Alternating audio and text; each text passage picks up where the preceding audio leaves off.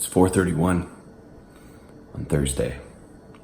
I actually went out. I actually cooked this morning.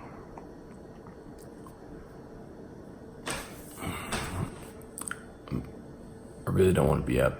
Not gonna lie, I have no interest in being up, but it's about discipline.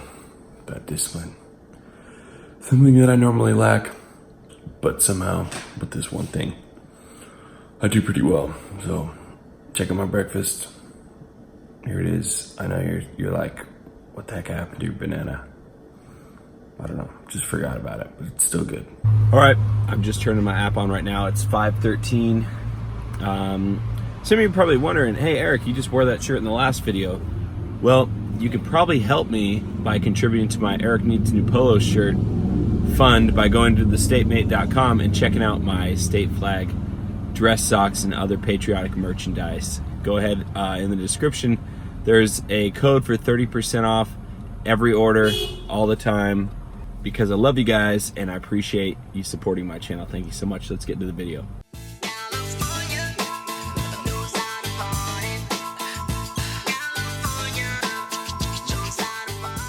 Okay, on my way to the first ride. It's 5:16. You know what's interesting? The only people that are up at 5 in the morning are people that are grinding and homeless people. I swear every homeless person in Los Angeles is up at the crack of dawn. I don't know what they're doing, but they're awake. The 6-point trips don't start until 7 today, which is kind of lame. But we play by their rules, not ours. Because we're independent contractors and not actual employees, so we do not have a say. You will not see me going on strike because, frankly, I'm not that invested into the company. Like, I would, if it got to the point where the workers' rights were so terrible on Uber and Lyft, I would just go to another platform. You can do Amazon Flex and make a flat $18 an hour doing 4-hour blocks like it's nothing. Like, you know, there are other options out there besides Uber and Lyft. Yeah, you have a wonderful day, all right? You too, man. Yeah, thanks, dude. Appreciate it. My first ride's done. In Beverly Hills right now. I already got my second one. Coming in on the 10 by 5:30. If you're not on there by 5:30, it's going to be too late for you. The traffic starts building. You can feel it building. You can see it building up like as you're driving on the 10 west towards Santa Monica. It's crazy. So, yeah, like at 6 o'clock, that thing's a parking lot. So it's like at 5:30 is like the precipice of when it's like the swarm is coming. At least double. They changed the surge price to it's flat rate now.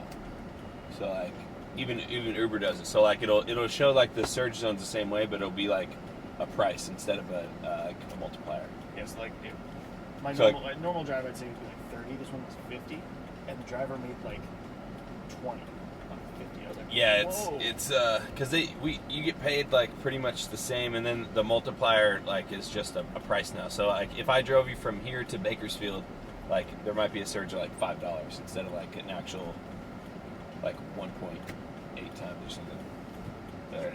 Yeah, so they're once they went public, everything changed. But it's still sellouts. Yeah, I mean I can quit at any time, right? Yeah, you're still doing it. Yeah.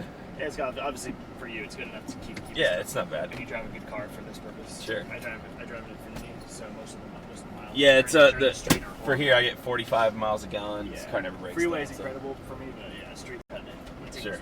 Yeah, go for it. Really appreciate the ride. Yeah, absolutely. Stand up guy. Thanks a lot. Thanks so much. I've been online just under an hour. About 55 minutes. I made $25. Dropped the guy off the airport. He claims he's gonna tip me. He took a water and some Starburst, and he was super cool guy. Just flying for work. Usually we want people that are flying for fun, because those are the people that definitely tip. If you ever drop somebody off at the airport that's flying for pleasure, they're going on vacation, they don't tip you, they are a terrible human being. Baby stuff. That's when you know you're killing it. Nothing says I live in an awesome neighborhood like a 2-foot tall stop sign. I know there are a lot of other indicators, but that to me has always been a telltale sign. Telltale sign that you're doing something right in life when your stop sign's high enough that a dog can see it. So 3 trips in, that's another really long, I've only given long freeway trips today. I just, fortunately, not seeing traffic because I'm down in Ranchos Palos Verdes right now, which, if you're not familiar with Los Angeles, is one of the most expensive places in Los Angeles. It's up on, you can actually see from these hilltops, you get beach view, waterfront property like miles away from the water because you're up on top of a mountain. All right, I'm in it 2 hours and 50 minutes. I've made, I think it's $65. I'm one trip away from the $9 promotion. So I'm shooting at just over 20 bucks an hour this morning. I've had a couple long rides, not too many short rides. It'd be nice if I just got a pool, you know, just to do 3 quick ones and get my bonus. It would be fantastic, but I haven't hit it yet. So I'm having a good morning. Had some really awesome people in my car, which has been great, and I'm grateful for that. I'm grateful for, you know, there's nothing better than having a positive conversation with someone, like an actual conversation for 40 minutes while they're in your car. It just makes everything about life so much better. That's the reason why I enjoy this job, is because I get to meet people from all around the world, all different walks of life, and get to delve into, you know, who they are. There aren't too many jobs on earth where you get to meet people from all over the world, you know, and have these, you know, this little microcosm of your car. You get to have a cultural experience and learn about different cultures and different places. And like, if you're just getting in your car and you're driving rideshare and you're not, you know, given a chance to get to know your passengers, you're missing a really awesome opportunity to become a more cultured and better human being. Trying out, I haven't got a trip for a couple minutes, just came from LAX. The time when I dropped off there before this morning, I went north into the bubbled area where you could get 3 trips for 10 bucks, but already on a trip set, so I don't need to drive into that area, which means I could avoid that much traffic. And now I'm driving toward the Aviation LAX station, which, as I've said before, if you find yourself stuck at LAX and you're not sure where to go, be a good spot to like try and get a ride and get out of there. I know it from experience. Here we go. I'm not even gonna have to. I just got a ride. So, but always drive towards the LAX Aviation station, because there are people constantly that take the G bus from the airport, which is free, and it causes you to avoid that $10 surcharge, I think it is now. So here's the aviation station right here. Go park in there and wait. There's always people that are taking the free G bus to that line and then Ubering from that spot instead of getting on the green line or a bus. You know, because I do destination trips fairly often along the 105. So I picked up there more than a few times. This is going to be trip number 3 on this consecutive trip set, and then I'll open it back up for Uber and Lyft. Thank you. All right, you're so welcome. You have a great day, all right?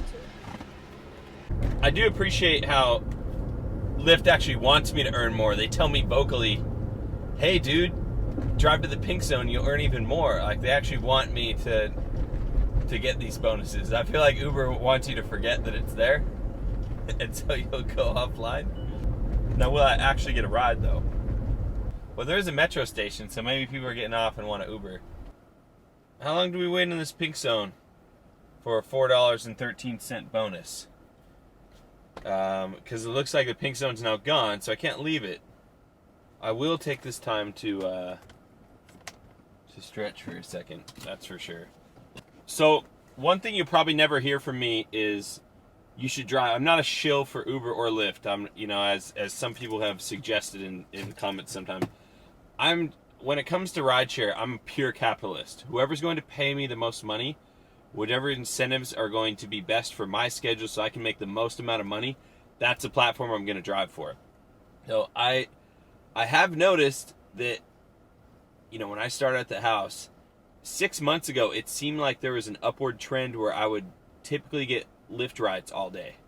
where I'd start out to get a Lyft ride first, and then, you know, before you end the trip, it'll give you another, put a rider in your queue or whatever.